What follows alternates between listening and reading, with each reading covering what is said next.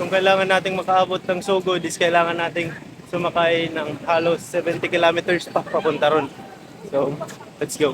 Last episode ay nagumpisa ako ng Ormoc City at sa awa ng Diyos ay maraming nagpasakay sa akin hanggang makaabot ako ng Baybay City Leyte na kung saan marami ding tumulong sa akin.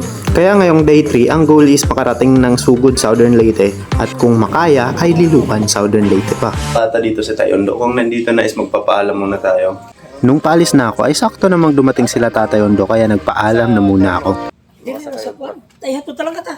Dito sa kuan? Sa terminal. Nag-offer si Tatay Ondo na ihahatid niya daw ako papunta sa may terminal pero mas better daw na sa highway na lang ako kasi mas maraming Thank you truck. kayo. Salamat kayo. Kita ratamon. Pon, balik na ako dire. Message na lang ko, tawag na lang ko din mo. Thank you tay, thank you. Amping ha. Salamat. Thank you. So, waiting game na naman tayo. After ng ilang minuto ay meron din pumara sa akin at ito yung madam truck ng Baybay City. Kaya nakisakay na ako sa kanila papuntang diversion kasi diversion yung target ko. Kayo. Okay. Thank you. Ngayon is Lakad Gaming na naman tayo. Pwede ko makisakay? Thank you.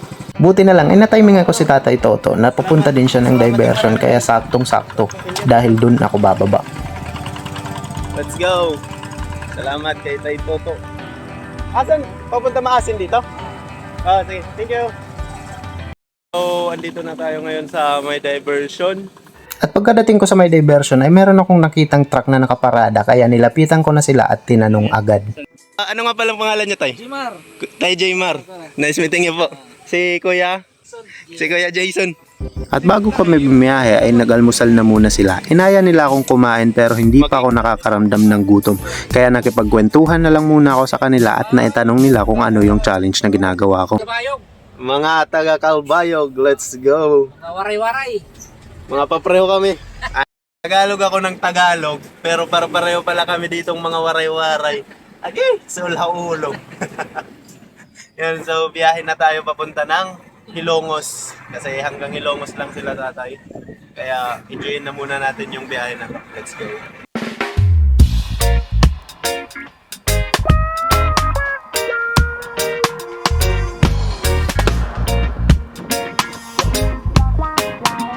Dito na tayo sa... Salamat! Salamat sa magpapasakay sa akin. Okay. See you na lang ulit sa daan. May pangkao ka? Medyo na tayong problema. Ano ni? Ano na?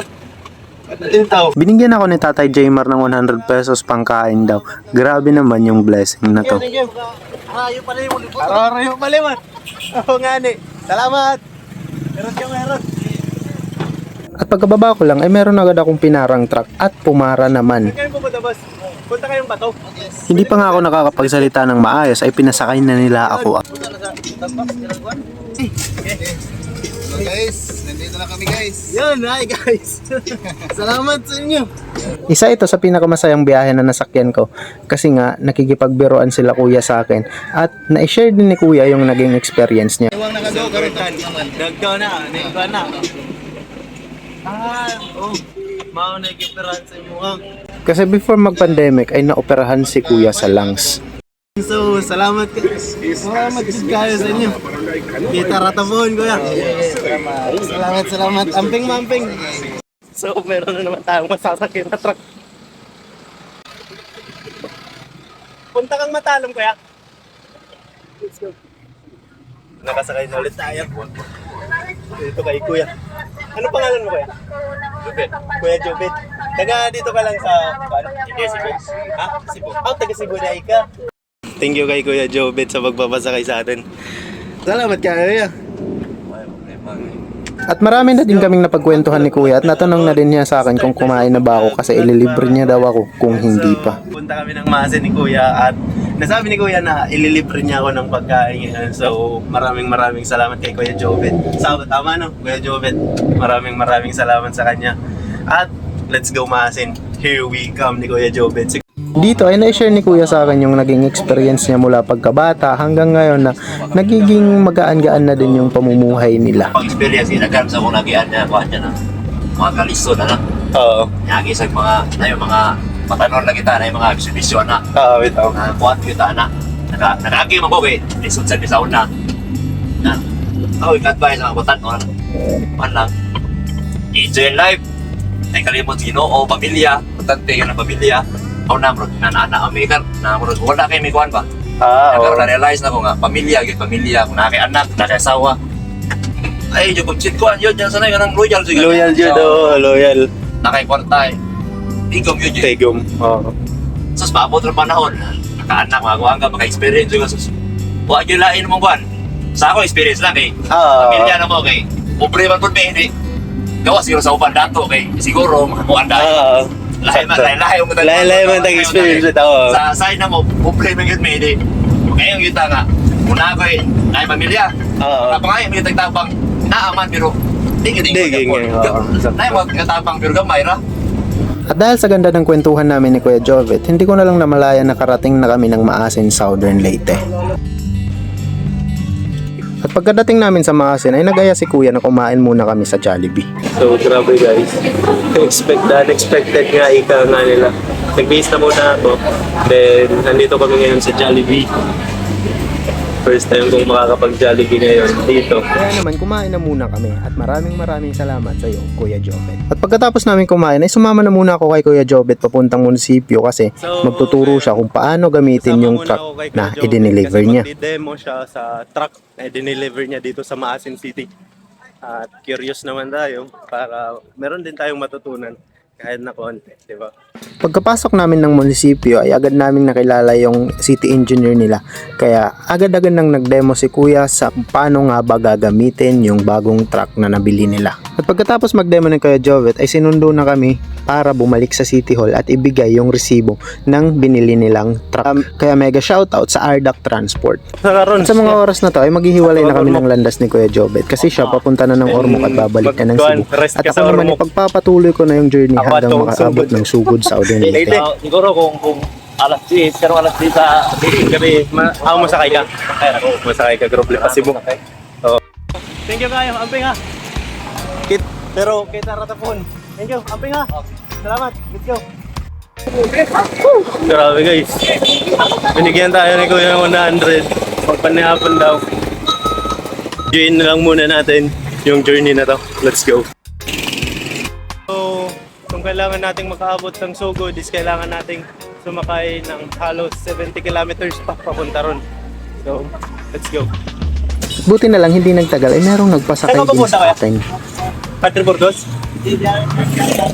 Pwede makita kayo, pumunta doon. Dito na lang, dito sa likod. Sige. Saan ka galing? Alin siya ko ngayon dito sa Leyte. Oo. Ano pangalan mo kaya? Freddy. Kuya Freddy, ako si Ras. Meron akong challenge ngayon na kailangan kong ikutin yung buong Leyte nang hindi gumagastos ng pera.